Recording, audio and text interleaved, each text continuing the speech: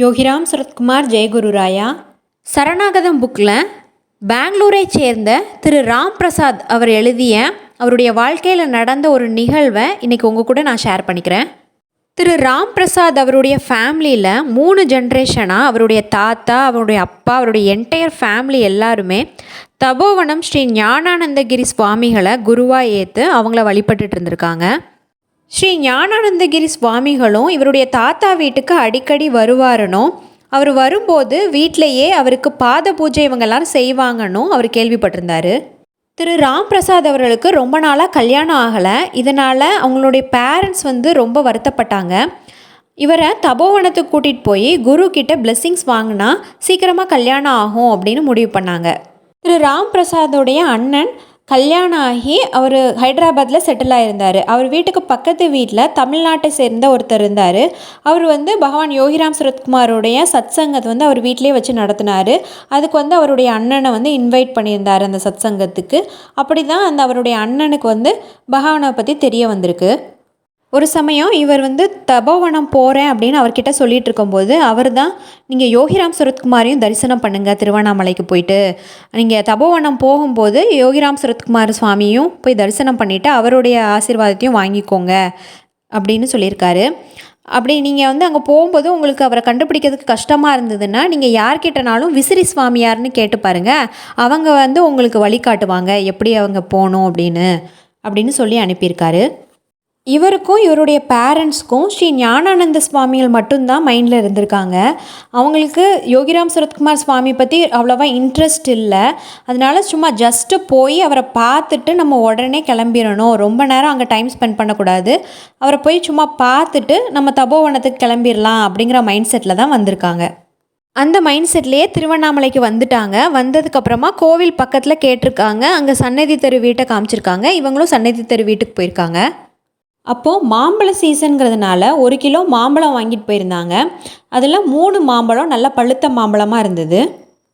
இவங்க சன்னதி தெரு வீட்டு கதவை தட்டும்போது பகவானுடைய உதவியாளர் ஒரு பையன் கதவை திறந்து இவங்கள உள்ளே வர சொன்னாங்க. அங்கே கூட்டம் எதுவும் இல்லை, 3 பேர் மட்டும் உட்கார்ந்து இருந்து பகவானுடைய நாமத்தை சாண்ட் பண்ணிகிட்டு இருந்தாங்க. பகவான் இவரையும் இவருடைய பேரண்ட்ஸையும் எதிர்த்தாப்பில் உட்கார சொன்னார். அவங்க சாஷ்டாங்கமாக நமஸ்காரம் பண்ணிவிட்டு உட்காந்துட்டாங்க. அந்த 1 கிலோ மாம்பழத்தில் கரெக்டாக 3 மாம்பழம் இருந்தது. அதில் இவங்க 3 பேரும் ஆளுக்கு ஒவ்வொரு மாம்பழத்தை கையில் எடுத்து ஒவ்வொன்றா பகவான்கிட்ட கொடுத்தாங்க. எதனால் இவங்க ஒவ்வொருத்தரும் ஒவ்வொரு மாம்பழமாக கொடுத்தாங்கன்னு அவங்களுக்கே தெரியல. அதுக்கு பதிலாக அவங்க 3 மாம்பழத்தையும் சேர்த்து யாராவது ஒருத்தர் கொடுத்துருந்துருக்கலாம். அது எதனால் அப்படி கொடுத்தாங்கன்னு அவங்களுக்கே தெரியல. ஏற்கனவே பகவான் பக்கத்தில் நிறைய பூக்களும் பழங்களும் இருந்தது. இவங்க கொடுத்த பழத்தையும் பகவான் வாங்கி அந்த பழங்களோட சேர்த்து வச்சிட்டாரு. ரொம்ப அமைதியாக இருந்தது. ஒரு 5 நிமிஷத்துக்கு யாருமே எதுவுமே பேசலை. இவங்க புதுசாக போயிருந்ததுனால எப்படி பேச ஆரம்பிக்கணுங்கிறதும் இவங்களுக்கு தெரியல. எப்படி நம்மளுடைய கல்யாணத்தை பற்றி பேசுகிறது அப்படின்னு யோசிச்சுட்டு இருந்தாங்க. அந்த 5 நிமிஷத்தில் பகவான் அவருடைய கண்களை மூடி ஏதோ சொல்லிகிட்டு இருந்தார். இவங்களுக்கு சரியாக அது என்ன சொல்கிறாருன்னு கூட கேட்கல.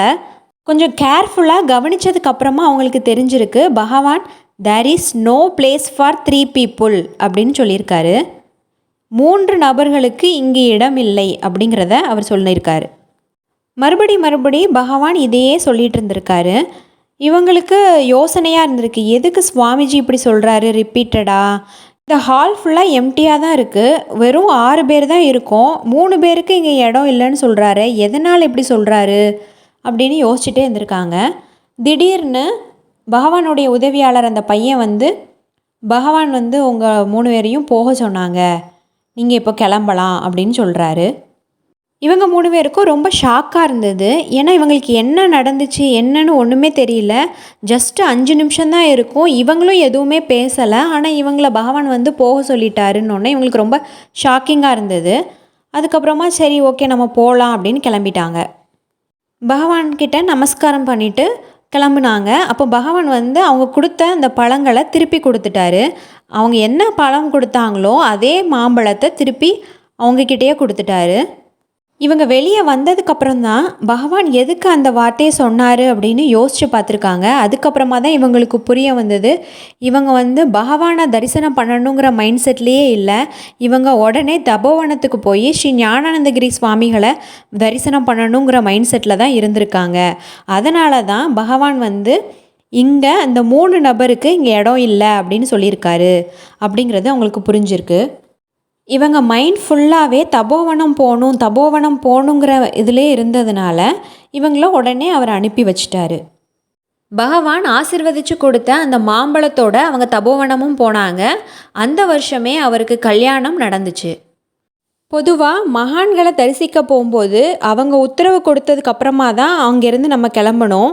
ஆனால் இந்த விஷயத்தில் இவங்க அவசரப்பட்டு கிளம்பணுங்கிற மைண்ட் செட்டிலே இருந்திருக்காங்க. இதை புரிஞ்ச பகவான் அவங்கள ஆசிர்வதித்து அவங்கள அனுப்பி வச்சதோட சூட்சமமாக இந்த மாதிரி இருக்கக்கூடாதுங்கிறதையும் குறிப்பால் உணர்த்தியிருக்காரு. யோகிராம் சுரத்குமார், யோகிராம் சுரத்குமார், யோகிராம் சுரத்குமார். ஜெய குருராயா.